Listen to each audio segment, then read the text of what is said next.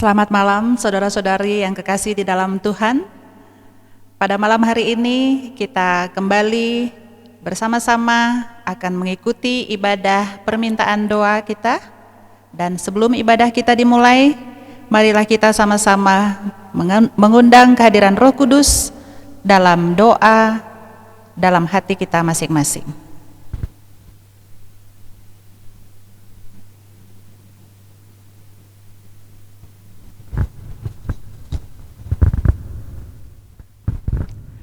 Untuk memulai perbaktian kita sama-sama menyanyi dari lagu Sion edisi lama nomor 206, Karena Surga Telah Hampir.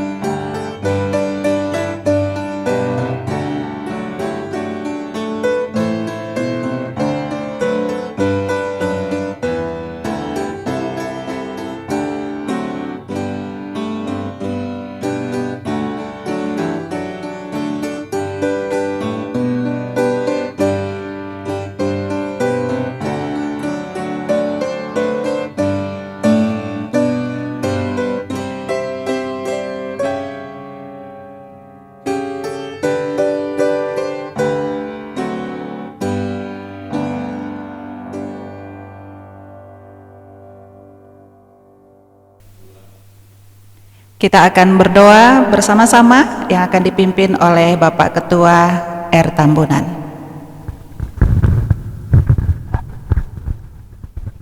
Baiklah, kita satukan hati kita berdoa. Tuhan kami, Allah yang bertata di surga, kami puji, kami muliakan Tuhan. Oleh karena besarlah anugerah-Mu bagi kami boleh menghampiri hadirat-Mu pada malam ini melalui ibadah yang kami boleh sembahkan di hadapan Tuhan. Biarlah Engkau Tuhan berkenan atas ibadah kami ini, agar kami boleh menikmati berkat-berkat yang Tuhan sudah sediakan bagi kami melalui pekabaran firman Tuhan yang akan boleh disampaikan oleh hamba-Mu Pendeta Jai. Biarlah kiranya Tuhan Roh-Mu ada bersama dengan kami, khususnya hamba-Mu yang akan boleh menerangkan, menyampaikan firman Tuhan. Biarlah urapan surga menjadi bagian hamba-Mu ini, sehingga ketika firman itu disampaikan, Roh-Mu kiranya boleh menjamah hati dan pikiran kami, sehingga itu boleh termateraikan menjadi kehidupan kami, agar kami boleh setia di hadapan Tuhan. Terima kasih Bapa di surga, memberkati kami Tuhan di dalam segala kehidupan kami, dan kiranya Tuhan mengampuni kami di dalam salah dan dosa kami, agar kami boleh berkenan di hadapan-Mu pada malam ini untuk boleh menyambut pekabaran Tuhan, dan kami berkenan di hadapan-Mu untuk memuji dan memuliakan nama-Mu. Terima kasih Bapa di surga atas segala kemurahan-Mu mendengarkan seruan kami pada malam ini. Kami datang memohon di hadapan-Mu. Di dalam nama Yesus kami berdoa. Amin.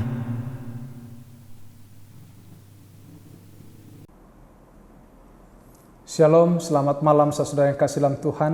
Kita patut bersyukur pada malam hari ini. Oleh karena kasih-Nya, kita dipersatukan dalam iman untuk menyambut berkat dan sekaligus untuk memuji memuliakan nama-Nya. Saudara yang kasih, kita boleh tunduk kepala sejenak, kembali berdoa meminta kuasa dari Tuhan.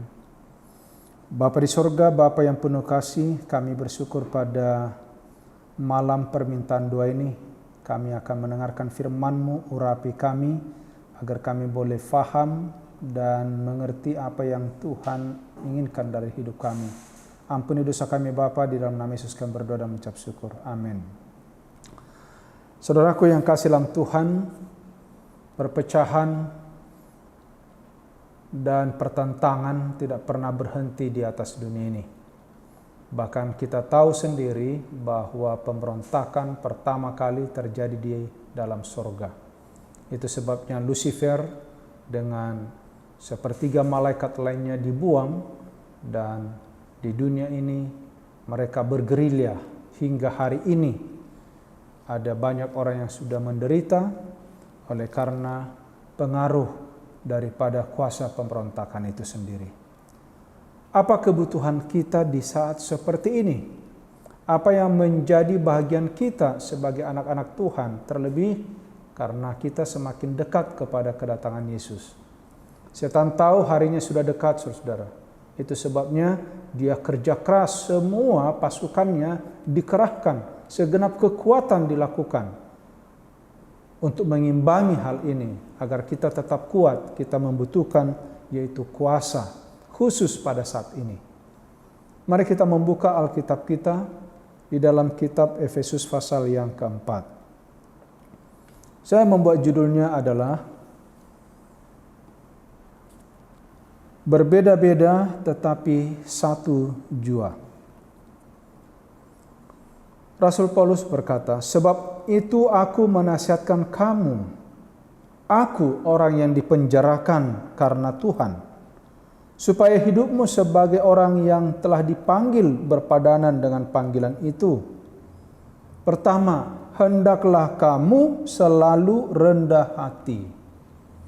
Saudara-saudara yang kasih dalam Tuhan, sekarang ini sedang banyak manusia yang membangun diri sendiri, meninggikan diri, menganggap hebat. Bukankah ini awal daripada kejatuhan Lucifer? Oleh karena dia merasa memiliki sesuatu yang patut dihargai, memiliki kepintaran, dia merasa bahwa layak menggantikan posisi Kristus. Itu sebabnya dia terus mengadakan pertentangan besar yang disebut dengan the great controversy, yaitu pergolakan besar itu antara Kristus dan setan. Saudaraku yang kasih dalam Tuhan, kesombongan yang telah membuat Lucifer jatuh. Dia lupa bahwa dia adalah ciptaan, dan dia bersaing dengan Allah penciptanya sendiri. Di sisi yang sama, boleh jadi kita sekarang ini berdiri sebagai seorang yang meninggikan diri. Oleh karena kita merasa layak, kita merasa sanggup, kita merasa memiliki sesuatu yang seharusnya tidak demikian. Saudara yang kasih dalam Tuhan, kerendahan hati adalah modal yang paling besar dalam kehidupan kita di atas dunia ini. Kalau tidak, kita gagal hidup sesuai dengan kebenaran firman Tuhan. Karena orang yang ada di sekeliling kita mungkin banyak yang meninggikan diri sehingga kita merasa rendah dan sangat rendah. Kita mau bersaing dengan mereka secara dunia, tetapi itu sebenarnya bukan jalan yang tepat. Bukan hanya berbicara rendah hati, tetapi juga lemah lembut. Kata lemah lembut di dalam Alkitab bukan hanya intonasi yang lemah lembut, bukan cara bicara yang lemah lembut saja, tetapi kata lemah lembut di sini lebih banyak berbicara tentang bagaimana kita siap menerima tekanan kehidupan yang ada di sekitar kita. Bagaimana kita memperlakukan orang lain di dalam kehidupan kita. Semakin tinggi pertentangan yang kita hadapi, kita semakin sabar dan semakin bijaksana untuk mengatasinya. Saudara-saudaraku yang kasih dalam Tuhan, kesabaran adalah merupakan bagian dari kehidupan umat Tuhan. Di samping tadi rendah hati dan lemah lembut. Saya berkali-kali merasakan dan mengambil satu kesimpulan, memang hidup sebagai anak-anak Tuhan harus menambah nama kita ini sabar di depan. Kenapa, saudara-saudaraku? Karena kita berada di dunia yang tidak adil. Berada di dunia di mana orang-orang yang di dalam hidup mereka mementingkan diri sambil mengorbankan orang lain demi kepentingan mereka. Dan boleh jadi saudara dan saya menjadi korban pada saat itu. Korban ketidakadilan, korban perlakuan yang kasar, korban fitnahan. Saudara-saudara yang kasih dalam Tuhan, itu sebabnya kita membutuhkan kata sabar ini dalam hidup kita. Dan Rasul Paulus menambahkan, tunjukkanlah kasihmu dalam hal saling membantu. Saudara-saudaraku yang kasih dalam Tuhan, Allah kita Allah Maha Kasih, Allah Maha Peduli, Allah yang penuh belas kasihan. Kalau bukan karena belas kasihan, kita tidak ada hari ini, saudara. Karena belas kasihan Allah lah yang memberikan kepada kita hidup, memberikan kepada kita nafas kehidupan yang bisa kita hari ini miliki. Boleh bekerja, boleh bergerak, boleh melakukan segala sesuatu. Namun Tuhan mau agar apa yang kita miliki itu kita bagikan. Kita topang orang lain, gantinya menarik mereka jatuh. Bila mana ada orang yang lemah, kita angkat, kita tarik mereka supaya bisa berdiri. Itulah kehidupan orang-orang yang takut akan Tuhan. Saudara-saudara yang kasih dalam Tuhan, memang kita diciptakan berbeda, dalam arti karunia-Nya berbeda, latar belakangnya berbeda, kemampuannya berbeda. Ada banyak perbedaan kita satu dengan yang lain. Bahkan Tuhan sendiri yang memberikan, kalau kita baca 1 Korintus 12, dalam satu pasal itu berbicara tentang anggota tubuh. Bahwa di sana ada mata, ada telinga, ada kaki, ada tangan, ada rambut. Tetapi di mata Tuhan semua bagian tubuh ini penting. Tidak ada yang tidak penting. Semua karunia yang Tuhan berikan kepada kita, besar atau kecil, itu semua sama nilainya di mata Tuhan, harus dipertanggungjawabkan. Dan untuk itulah sebenarnya tadi dikatakan, tunjukkanlah kasih-Mu dalam saling membantu. Kemampuan saya mungkin tidak dimiliki oleh orang lain. Tentu saya berguna untuk dia membantu. Kemampuan orang lain ada, tapi mungkin tidak ada pada saya.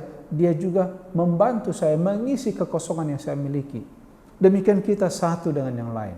Saudara bisa rasakan kalau masing-masing kita ini saling membantu, saling mengisi. Wow, betapa besar hasil yang kita rasakan. Betapa besar buah yang kita dapatkan, saudara. Dan saya pikir kebahagiaan tercipta, sukacita kita dapatkan karena ada kasih untuk saling mengisi, saling membantu satu dengan yang lain. Saudara-saudara yang kasih dalam Tuhan, itu sebabnya di dalam ayat yang ketiga dikatakan, dan berusahalah memelihara kesatuan roh oleh ikatan damai sejahtera. Saudara-saudara yang kasih, Yesus adalah Raja Damai. Dia datang ke dunia ini dengan tekad, dengan misi membawa damai. Dan biarlah damai sejahtera Allah yang telah dicurahkan itu menjadi bagian saudara dan saya. Tuhan tidak mau melihat umatnya dalam perselisihan, dalam perdebatan. Saudara-saudaraku yang kasih dalam Tuhan, kadang-kadang ya kita malu melihat umat-umat Tuhan yang tiap pagi memegang Alkitab, malam pegang Alkitab, siang pegang Alkitab, sahabat pegang Alkitab, membaca dengan rajin, berdiskusi dengan begitu ya semangat hebat, tetapi hidup dalam perselisihan, hidup di dalam dengki, hidup di dalam ya pertengkaran. Saudara yang kasih dalam Tuhan, mari kita rubah. Allah datang mengutus anaknya agar ada damai sejahtera di bumi, agar ada damai sejahtera di dalam rumah, agar ada damai sejahtera di dalam gereja. Saudara yang kasih, apa yang kita lakukan? Disinilah sebenarnya tanggung jawab kita. Supaya damai sejahtera yang Tuhan rencanakan itu boleh kita nikmati, kita rasakan. Saudara-saudara, saya percaya sebenarnya jauh di dalam hati, di lubuk hati manusia, merindukan kedamaian. Bumi ini sebenarnya merindukan kedamaian. Tetapi apa yang terjadi? Yang terjadi huru-hara, yang terjadi kesusahan, yang terjadi kekeliruan. Kita membutuhkan kesatuan roh oleh ikatan damai sejahtera. Itulah sebabnya saudaraku yang kasih dalam Tuhan, dalam satu tubuh, dalam satu roh, sebagaimana kita dipanggil dalam satu pengharapan yang terkandung dalam panggilanmu, yaitu satu Tuhan, satu iman, dan satu baptisan. Satu Allah dan Bapa dari semua. Allah yang di atas semua dan oleh semua yang ada dalam semua. Saudara yang kasih, inilah sebenarnya roh sorgawi. Inilah roh yang dibangun oleh Allah di dalam hidup kita. Dan itulah doa Tuhan Yesus yang kita dapatkan di dalam Yohanes pasal 17. Berbicara tentang kesatuan. Saudara yang kasih dalam Tuhan, boleh kita hitung sekarang berapa besar pengorbanan sorga untuk mencapai kesatuan? Bolehkah kita sekarang menghitung, membayangkan bagaimana besarnya pengorbanan Yesus di dalam kehidupan kita, di dalam kehidupan manusia, demi untuk kesatuan? Saudara yang kasih, inilah sebenarnya cita-cita Allah kita, agar manusia yang berdosa ini, saudara dan saya, dapat dipersatukan dengan Allah, bahkan mau diangkat ke dalam tahtanya. Saudara yang kasih dalam Tuhan, jangan kita sia-siakan rencana Allah yang agung ini. Saya tergelitik waktu membaca satu ilustrasi. bagaimana seorang yang menyenangi binatang memperlakukan binatang ini seperti apa yang dia inginkan. Ini orang senang sekali kebaikan, senang sekali memberikan pertolongan. Pada waktu dia melihat anak babi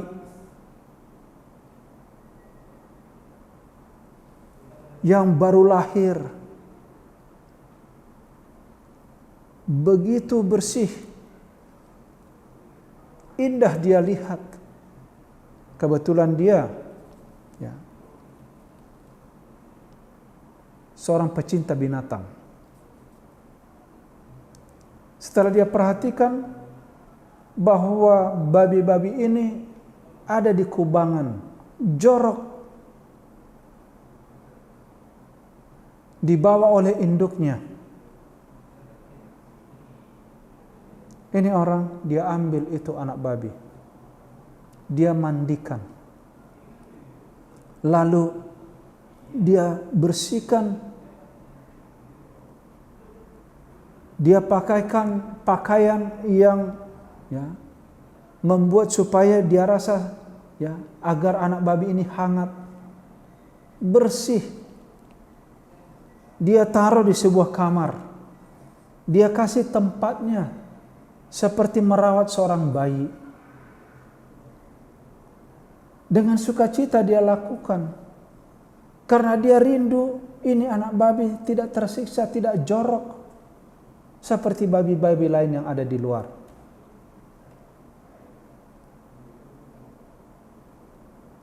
Secara naluri manusia, ini orang mengharap babi ini menghargai, oh pasti senang karena dia diperlakukan begitu baik. Tetapi sebentar setelah ini orang keluar, dia balik ke kamar itu, dia cari itu anak babi, sudah melompat keluar pergi ke kubangan. Beberapa kali dia lakukan, dia katakan, kenapa kau bodoh? Kamu sudah dibersihkan, ditaruh tempatmu yang baik, tapi kamu selalu keluar. Saudara-saudaraku yang kasih dalam Tuhan, apa yang kita dapatkan dari pelajaran ini? Kalau manusia yang mempunyai akal pikiran harusnya bersyukur kepada Tuhan pada waktu kita diangkat dari lumpur dosa, kita diangkat dari kematian, kita diangkat dari hukuman, kita dilepaskan oleh Tuhan dengan pengorbanannya sendiri. Dia tempatkan kita di tempat yang baik. Saudara yang kasih dalam Tuhan, tapi apa yang terjadi? Maaf, seperti ilustrasi tadi, jangan-jangan terbuka pintu sedikit, kita meleng, langsung melihat kepada dunia, terbawa arus hawa nafsu, terbawa arus selera, terbawa arus kepada apa? Keinginan daging. Sementara Yesus dengan segala pengorbanan turun dari surga. Saudara-saudara yang kasih dalam Tuhan, itu sebabnya pada malam hari ini saya rindu kita merenungkan ayat ini. Rasul Paulus sekali lagi dia memberikan nasihat, dikatakan supaya hidupmu sebagai orang yang telah dipanggil berpadanan dengan panggilan itu. Kita dipanggil dari kegelapan ke dalam terang. Itulah gereja, eklesia, saudara. Kaleo, ekaleo. Kita dipanggil keluar dari kegelapan kepada terang Allah. Saudaraku yang kasih dalam Tuhan, apa yang mau ditekankan tadi oleh Rasul Paulus? Biarlah kita hidup rendah hati. Tidak ada artinya kesombongan. Kalau kita masih memiliki kesombongan, itu adalah roh setan yang pertama kali membuat semua alam semesta ini jatuh dalam dosa. Saudara-saudara yang kasih dalam Tuhan, mari kita menghidupkan kelemah lembutan, kesabaran, dan kasih untuk saling membantu dengan yang lain. Tuhan merindukan kita untuk menjadi saluran, saluran berkat bagi orang lain.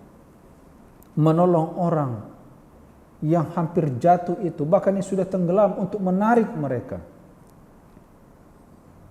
Dan marilah kita berusaha, dikatakan di sini, memelihara kesatuan roh.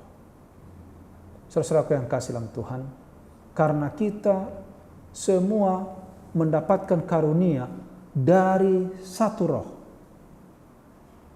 Apakah itu kepintaran, apakah itu kekuatan, apakah itu talenta, apakah itu semua macam-macam karunia, itu hanya datang dari satu sumber, yaitu Allah kita melalui rohnya.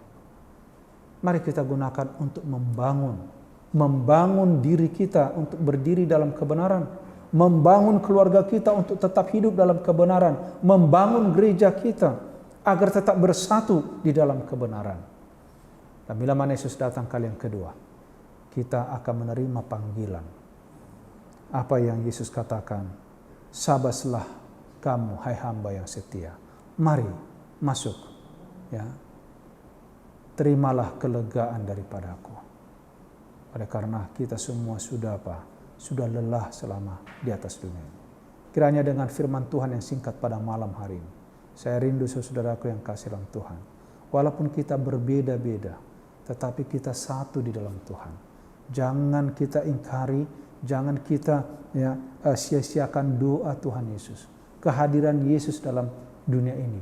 Dengan berbagai penderitaan, dia mati di kayu salib, menjadi jembatan agar jurang pemisah itu dapat dilalui kembali, sehingga kita dengan Bapa menjadi satu. Tuhan kiranya memberkati kita. Malam ini adalah malam permintaan doa. Sementara kita berdoa, saya nanti akan memberikan waktu kepada kita untuk boleh menyampaikan keluhan-keluhan kita, menyampaikan ucapan syukur kita, menyampaikan permohonan kita. Dan satu-satunya yang paling besar, paling penting kita dapatkan malam hari ini, kita doakan agar Tuhan memberikan kepada kita kecurahan roh, agar kita memiliki kekuatan menghadapi dunia ini. Mari kita bersatu dalam doa. Bapa di sorga, Bapa yang penuh kasih, Bapa yang penuh kemuliaan, Raja alam semesta. Pada saat ini ya Bapa, kami datang kepadamu, memuji meninggikan namamu, karena kami tahu Engkaulah Allah kami, dan kami ini adalah anak-anak-Mu. Dengarkanlah seruan pujian dari anak-anak-Mu.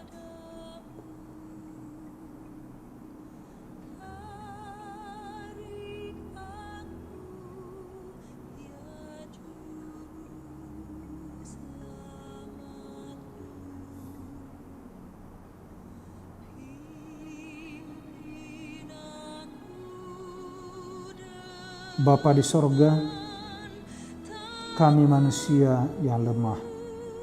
Kami manusia berdosa ya Tuhan. Kami banyak kesalahan dan kekhilafan dalam hidup ini. Melalui tindakan kami, kata-kata kami, pelayanan kami, tindak tanduk kami, bahkan angan-angan hati kami. Tuhan, kiranya Tuhan mengampuni kami. Tuhan sucikan kami. Karena Engkau Maha Pengampun dan Maha Kasih. Sementara anak-anak Tuhan datang kepadamu memohon pengampunan, kiranya Engkau bukakan pintu kasih karunia-Mu.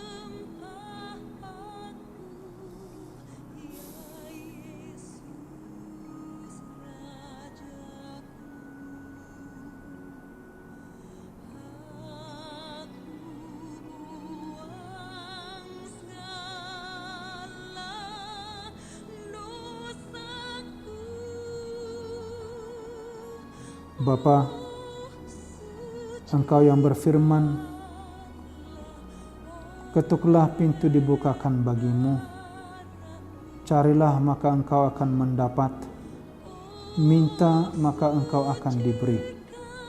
Saat ini Tuhan kami datang kepadamu, memohon kebutuhan yang utama, yaitu hikmat sorga dan kuasa Rohul Kudus Tuhan. Agar kami boleh mengerti apa rencana Tuhan, dan juga boleh melakukan segala perintah yang Tuhan berikan kepada kami.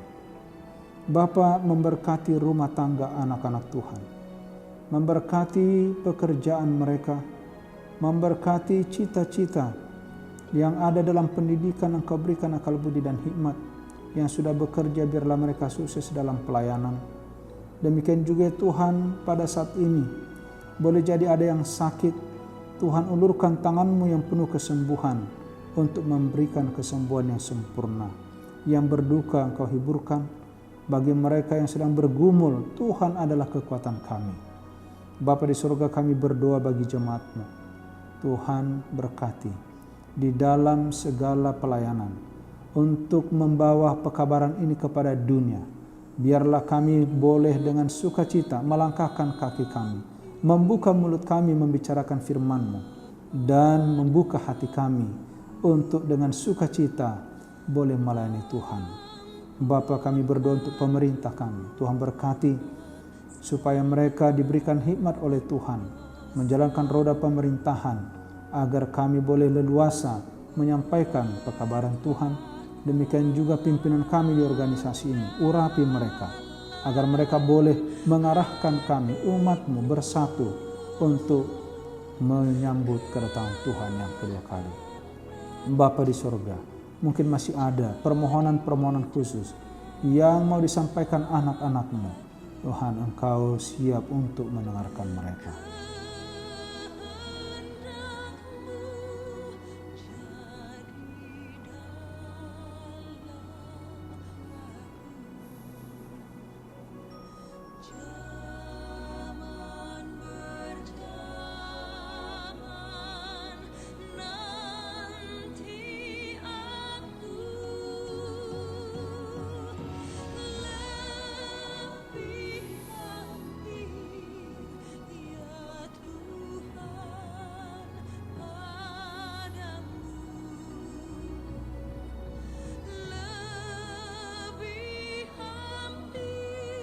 Bapa yang baik, terima kasih atas segala kebaikan-Mu. Terima kasih atas ibadah yang kami sudah lakukan pada malam hari ini. Terima kasih untuk keluarga yang Kau berikan di tengah-tengah kami. Terima kasih untuk segala berkat yang limpah yang kami sudah rasakan sepanjang kehidupan kami. Dan biarlah umat-Mu saat ini datang kepada Tuhan dengan segala ucapan syukur.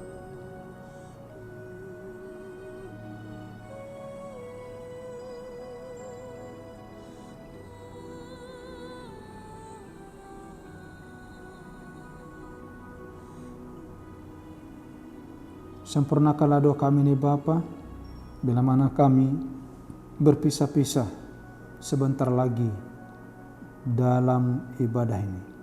Biarlah Tuhan mengangkat tangan-Mu, memberikan berkat bagi anak-anak-Mu. Tuhan memberkati engkau dan melindungi engkau.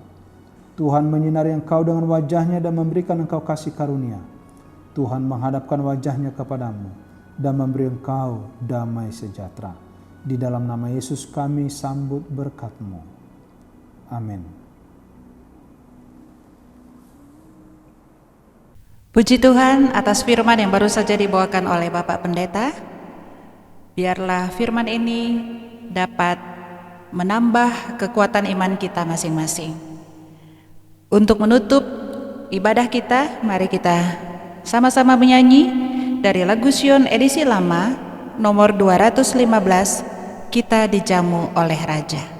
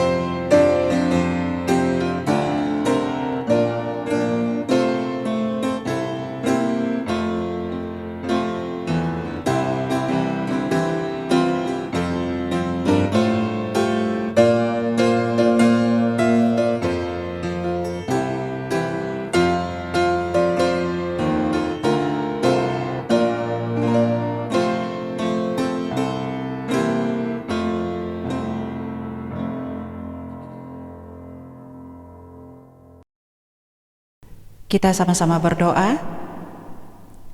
Bapa yang penuh kasih, kami bersyukur karena Engkau telah memberkati ibadah permintaan doa kami. Terima kasih atas firman-Mu yang sudah kami dengarkan. Tuhan memberkati Bapak Pendeta yang sudah membawakannya, dan biarlah di hari-hari mendatang kami akan mendapatkan firman yang lebih banyak lagi untuk tetap menghibur kami, menguatkan iman kami, menghadapi hari-hari kami yang penuh dengan tantangan ini ya Bapa. Terima kasih juga atas segala doa-doa yang sudah kami layangkan. Kami percaya Tuhan akan memberikan yang terbaik seperti yang Engkau inginkan bagi kami.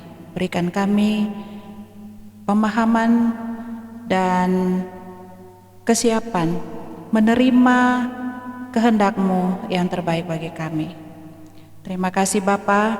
Kami juga berdoa bagi jemaat Tuhan dimanapun mereka berada. Mungkin ada yang sakit, mungkin ada yang sedang mengalami banyak cobaan dan tantangan dalam kehidupan kami masing-masing. Tuhanlah yang menyertai, memberkati kami, memberikan jalan keluar bagi kami masing-masing, sehingga kami dapat tetap setia kepadamu, dapat tetap beriman yang kuat kepadamu, apapun yang kami hadapi dalam kehidupan kami. Terima kasih ya Bapa, banyak dosa dan pelanggaran kami.